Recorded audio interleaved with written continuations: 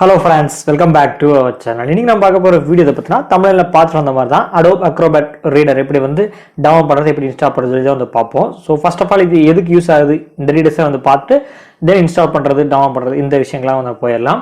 So Adobe Acrobat Reader mostly எல்லா பீப்புள்ஸும் கேள்விப்பட்டிருப்பீங்க, maybe சில பேர் கேள்விப்படாமல் இருந்திருக்கலாம். ஸோ இது வந்து Adobe product, Adobe Premiere Pro, Adobe After Effects இதெல்லாமே இருக்கும். ஸோ அதோட ப்ராடக்ட்ல one of product Adobe Acrobat Reader.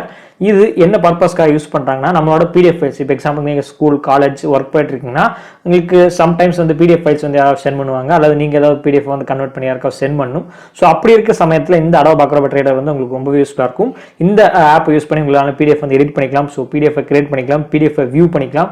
So PDF reader தான் ஒட்டுமொத்தமாக சொல்லலாம், சுருக்கமாக சொல்லணும்னா Adobe Acrobat Reader. ஸோ இதை எப்படி டவுன்லோட் பண்ணி எப்படி இன்ஸ்டால் பண்ணுறது தான் வந்து பார்க்க போகிறோம். ஸோ Windows 11 நீங்கள் இன்ஸ்டால் பண்ணி யூஸ் பண்ணியிருப்பீங்க.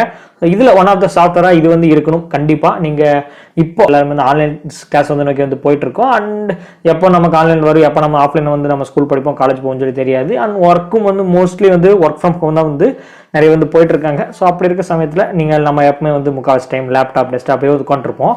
அப்படி ஏதாவது டாக்குமெண்ட்ஸ் நமக்கு சென்ட் பண்ணணும், பிடிஎஃப் வந்து ஒர்க் பண்ணி பார்க்கணும், எடிட் பண்ணணும்னா இந்த சாஃப்ட்வேர் உங்களுக்கு ரொம்ப யூஸ்ஃபுல்லாக இருக்கும். ஸோ இப்போ வீடியோக்குள்ள போய் எப்படி டவுன்லோட் பண்ணுறது, எப்படி இன்ஸ்டால் பண்ணுறது, எப்படி யூஸ் பண்ணலாம்னு சொல்லி வந்து பார்த்துடலாம்.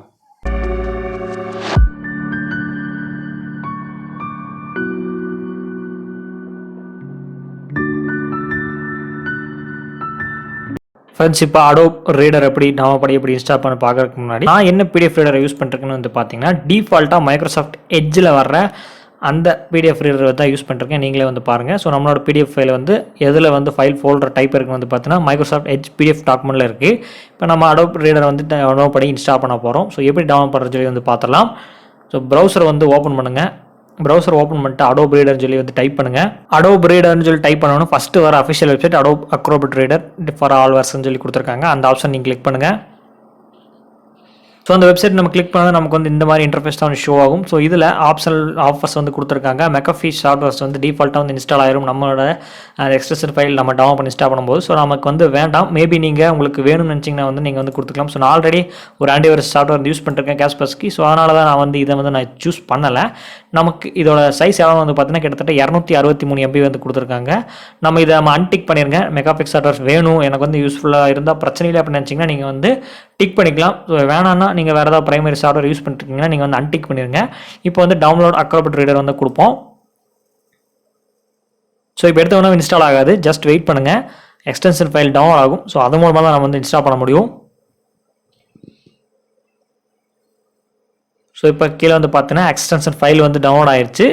இப்போ நம்ம இன்ஸ்டால் பண்ணுவோம். ஸோ ஒரு பாப்அப் விண்டோ கிடைச்சி நம்ம இந்த எஸ் கொடுத்தாச்சு. இப்போ இதை மினிமைஸ் பண்ணிடலாம். Adobe Acrobat Reader வந்து இப்போ வந்து டவுன்லோட் ஆகிட்டு இருக்கு. அந்த 263 MB ஷோ ஆச்சு. இப்போ அதை வந்து பேக்ரவுண்ட் வந்து டவுன்லோட் ஆகிட்டு இருக்கு. ஒன்ஸ் வந்து டவுன்லோட் ஆகட்டும், அதுக்கப்புறம் கண்டினியூ பண்ணலாம்.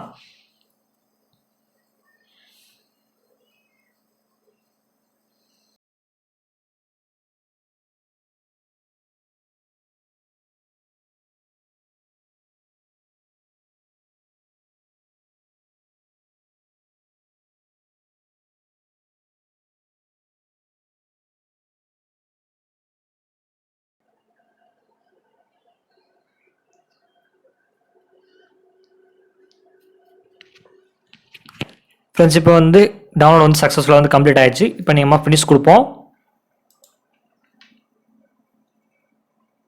ஸோ இதுதான் இன்டர்ஃபேஸ், இந்த ஆப்போட இன்டர்ஃபேஸ் இதுதான் வந்து கொடுத்துருக்காங்க. நீங்கள் அடோபோட அக்கௌண்ட் வச்சுருந்தீங்கன்னா நீங்கள் லாகின் கூட பண்ணிக்கலாம். வேறு இடத்துல நம்ம சைன் பண்ணி யூஸ் பண்ணும்போது, நம்ம வெப்பில் யூஸ் பண்ணும்போது நீங்கள் ஏதாவது பிடிஎஃப் வந்து சேவ் பண்ணி வச்சிருந்தாலும் உங்களுக்கு வந்து யூஸ்ஃபுல்லாக இருக்கும். ஸோ இப்போ வந்து make Adobe Acrobat my default PDF அப்ளிகேஷனாக வந்து கேட்குறாங்க. ஸோ எஸ், டிஃபால்ட் தான் நமக்கு வேணும். ஸோ கண்டினியூ வந்து கொடுத்துடலாம். ஸோ இதில் வந்து சேஞ்ச் வந்து இப்போ நான் ஆல்ரெடி சொல்லியிருப்பேன், உங்களுக்கு காட்டியிருப்பேன். மைக்ரோசாஃப்ட் எட்ஜ் தான் டிஃபால்ட் யூஸ் பண்ணியிருக்கேன். ஸோ இதை நம்ம சேஞ்ச் பண்ணலாம்.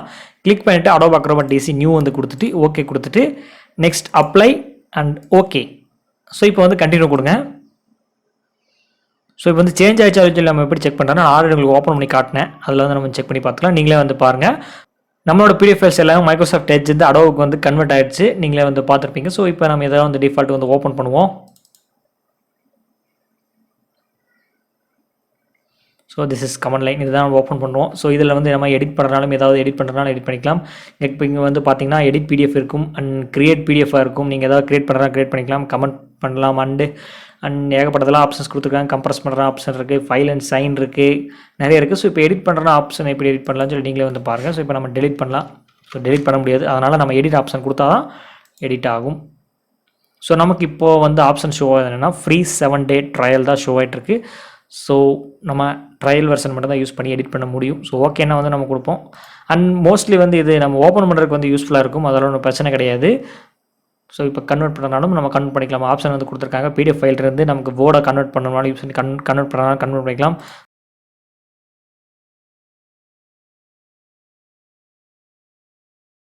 ஸோ நமக்கு அக்கௌண்ட் வந்து வேணும். ஸோ நீங்கள் கண்டினியூ வித் கூகுள் கொடுக்குறீங்களா, அல்லது ஃபேஸ்புக் அல்லது ஆப்பிள் அக்கௌண்ட் எதாக இருந்தாலும் ஓகே.